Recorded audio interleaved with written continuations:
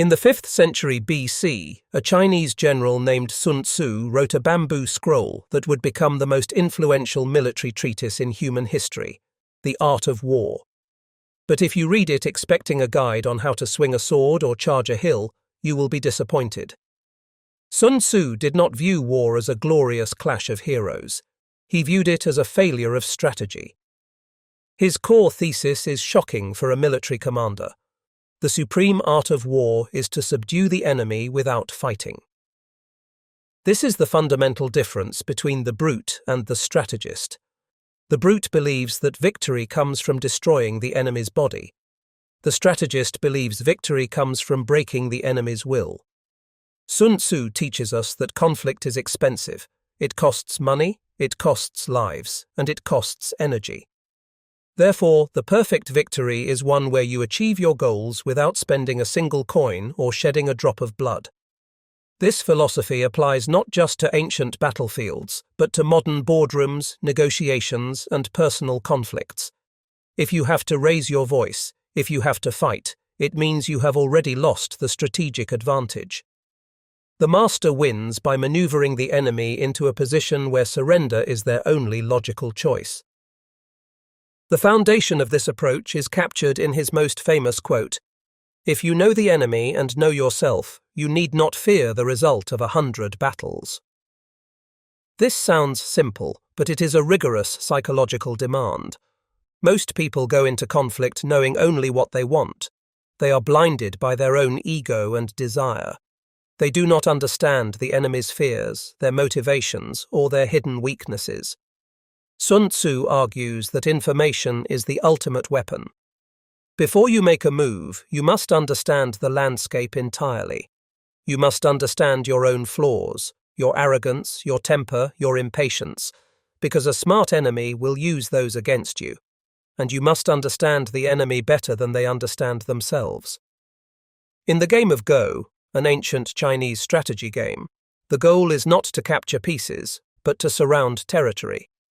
You win by seeing the whole board, by understanding the flow of influence. If you are reacting to the enemy, you are losing. If the enemy is reacting to you, you are winning. The pinnacle of Sun Tzu's psychological warfare is illustrated by the famous, though likely apocryphal, story of the empty fort strategy. As the legend goes, the strategist Zhuge Liang, a student of Sun Tzu's teachings, was sitting in a small fortress with only a handful of old soldiers.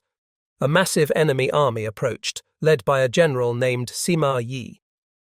Zhuge Liang knew he couldn't win a fight.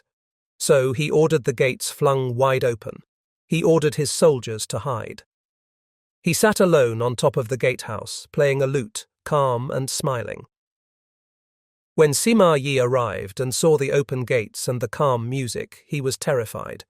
He knew Zhuge Liang was a master of traps. He thought, why would he open the gates unless he has an ambush waiting inside? Paralyzed by his own overthinking, Sima Yi ordered his entire army to retreat. Zhuge Liang won the battle without firing an arrow. He used his reputation and the enemy's own paranoia as a weapon. This is the essence of formlessness. By presenting a confusing reality, you force the enemy to defeat themselves with their own imagination. Sun Tzu compares a military force to water.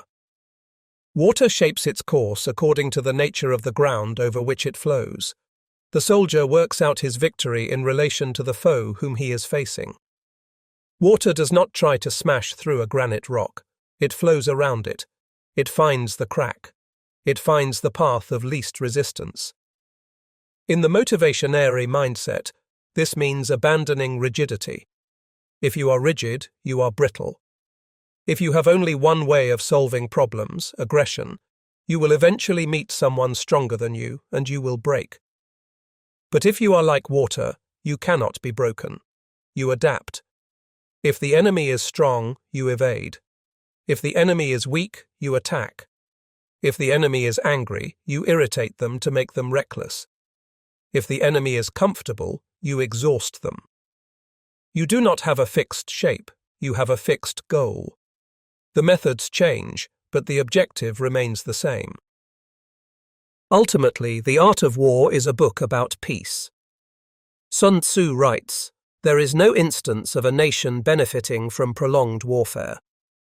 He understood that even the winner of a long war leaves the battlefield poorer and weaker than when they started. The goal of the visionary is conservation. You want to achieve your ambition while preserving your resources. In your own life, apply the winning without fighting doctrine. Don't argue with a fool, let them expose their own ignorance. Don't compete in a crowded market, create a new niche where you have no competition. Don't force a door open, find the key. The greatest warrior is not the one standing over a pile of bodies. It is the one who is still standing, sword in sheath, having convinced the enemy that fighting him was a bad idea in the first place.